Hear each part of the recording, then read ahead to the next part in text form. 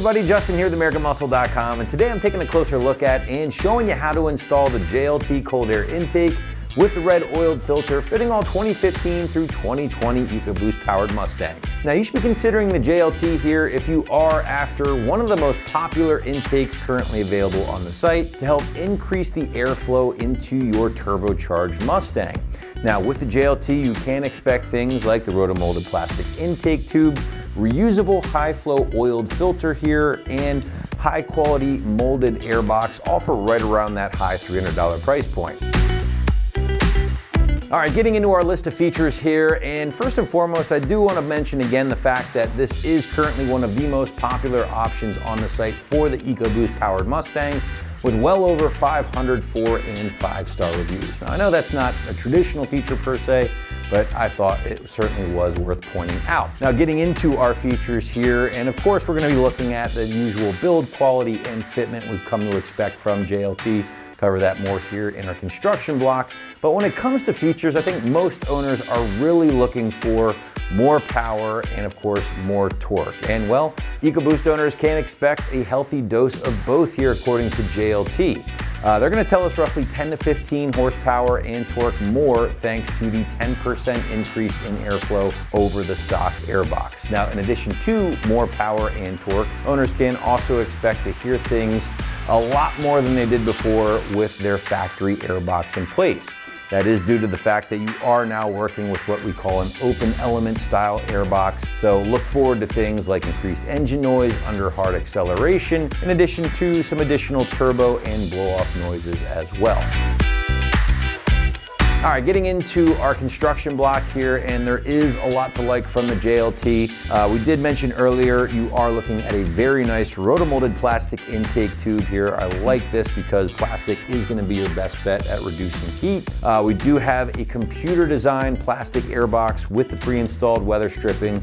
I like that because that will help seal to the underside of your hood and block out as much air or hot engine bay air as possible. But ultimately, if you're looking to fend off the most heat, sealed enclosure will be your best bet. And JLT does also offer a variant of the system with a snap-on lid. So definitely check that out if you are worried about heat soak. Now finally guys, the cherry on top here will be the signature S&B oiled filter.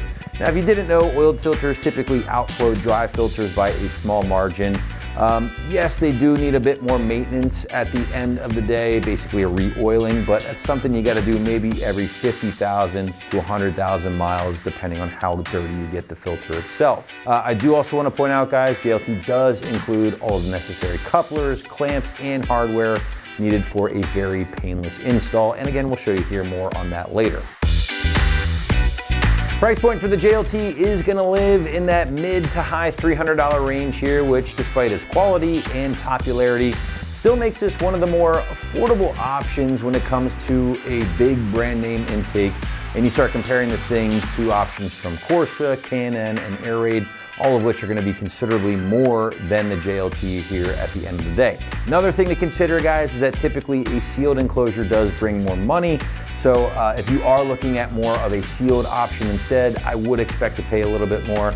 But if you're fine with the open element style airbox, typically that will help keep the cost down compared to the other options. All right, moving into our install, and I should point out that this JLT is a no tune required system, so you can bolt it up and go right out of the box without the need for anything else. Of course, you can always add a tune if you'd like. That is up to you.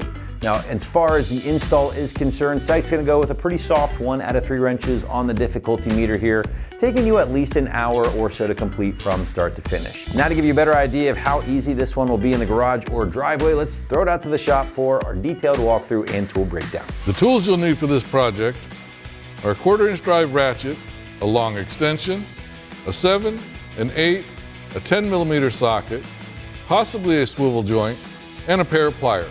Hi everyone. Today we're installing a cold air intake on our Mustang, so let's get started by watching a short video on how to uninstall the stock intake. All right guys, first things first, we have to disconnect the negative cable on our battery just to keep things safe. What you're gonna do is remove your battery cover from your engine bay, set that aside, 10mm socket, loosen up the bolt, remove your negative cable on the battery.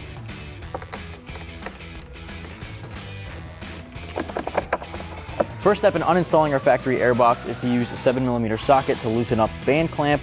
Holding on the factory airbox here, we're going to disconnect our sensor, pop off a couple of clips on the airbox itself, and pull it off.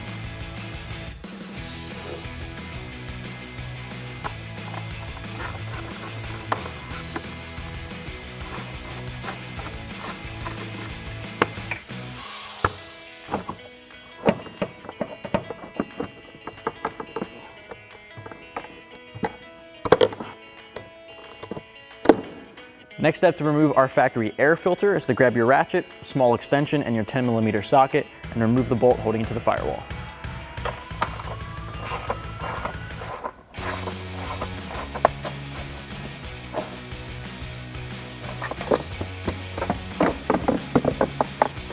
All right, there's a couple of hoses we have to disconnect from the factory tubing leading back to the turbo. Now I'm going to use needle nose pliers to disconnect some of the hose clamps. I can do some by hand with my thumb, which I'll show you in just a second. And then for the last clamp holding it to the turbo, you're going to want to have a decent extension, possibly a swivel socket to make your life easier, and then a 7mm socket for your last clamp. So what we're going to do now, disconnect those hoses with the needle nose, and we'll work from there. All right, so we're going to use our needle nose to disconnect the hose clamp on our air bypass valve hose.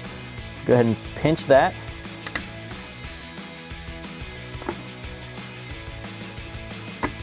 If you are physically able, which I apparently am not.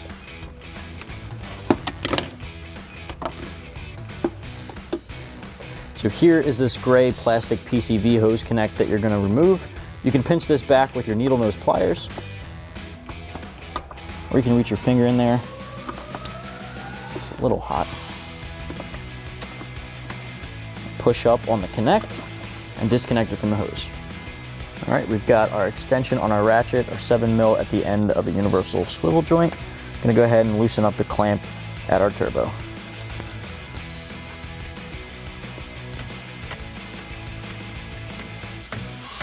All right, we can rotate our clamp here and we'll be able to disconnect our hose from the turbo. And remove your factory hose from the engine bay. All right, before we can install our new intake, first thing we need to take care of is assembling our air box with the inlet tube here. Now to fit these two pieces together, you'll notice there's a nub on the bottom and two on the top.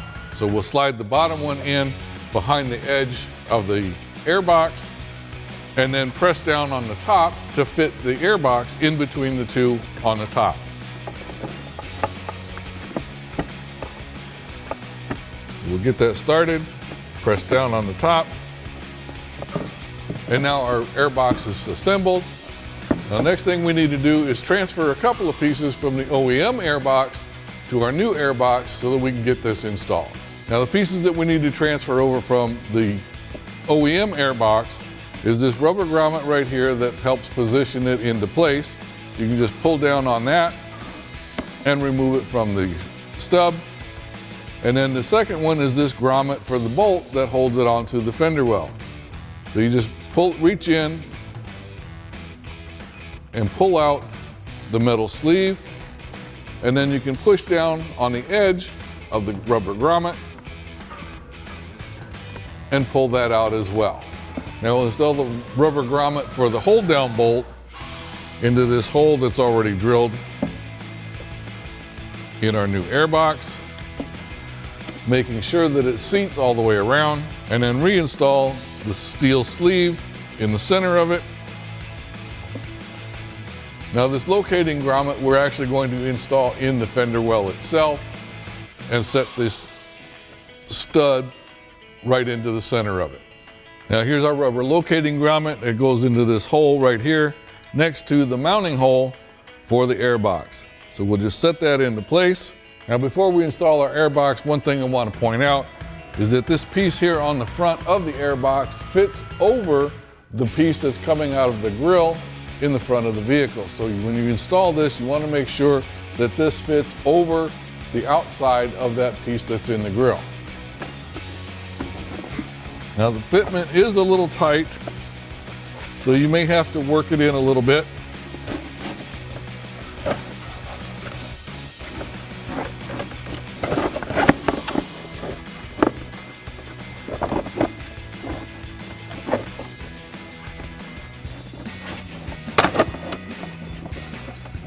And then, like I said, make sure that that front piece fits over the stock piece that's in the grill.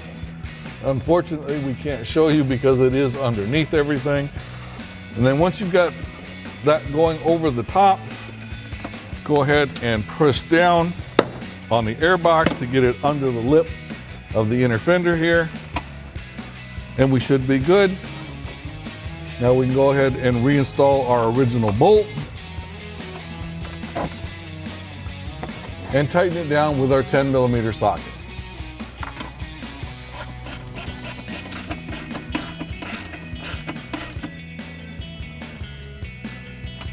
Now that we've got that secured, we can go ahead and put together our intake tube.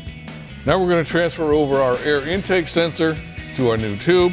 And to do that, we're just going to pull back a little bit on the intake sensor, turn it a quarter turn counterclockwise, and pull it straight out. Once we've got that out, we can go ahead and fit it into the grommet provided on the new tube.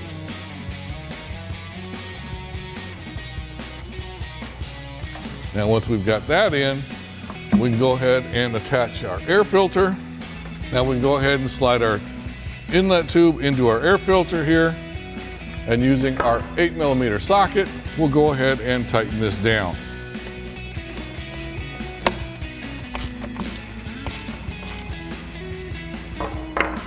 And once we've got our air filter attached, then we can go ahead and attach our coupler to the other end using the supplied clamps. So we can slide one clamp over, fit our coupler onto the end of the tube,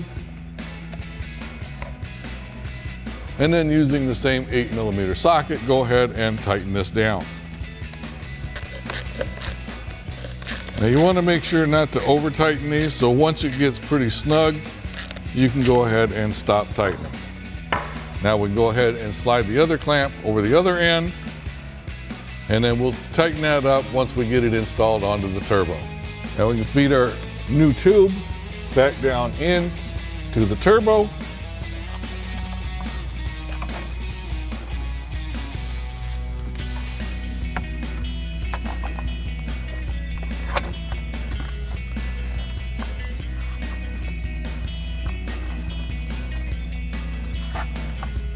Now we go ahead and feed our coupler over the fitting on the turbo here.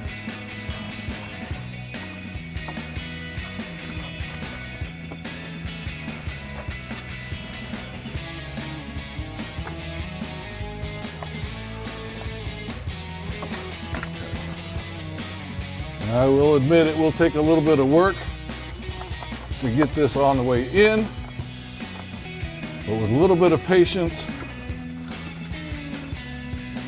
and a little bit of elbow grease, it will go on.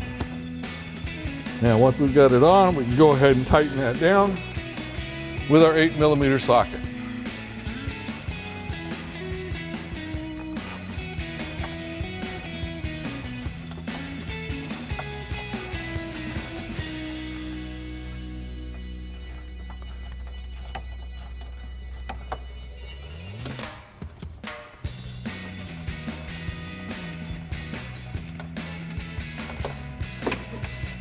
Now we go ahead and reconnect our PCV hose and our bypass hose to the fittings supplied on the inlet tube.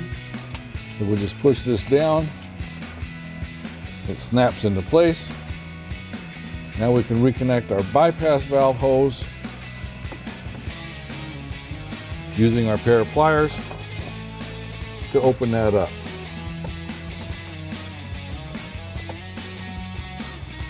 Open up the clamp, push the hose down into place, and then release the clamp. Now we can reconnect our temperature sensor, push that in until it snaps in, and then the retainer goes in this pre-drilled hole right here in front. And optionally, you can install this foam heat shield that's included in the kit over your inlet tube, simply by pushing it down into place. And now with our intake completely installed, we can go ahead and reconnect our negative battery cable. Push that down. Tighten down the nut with our 10mm socket.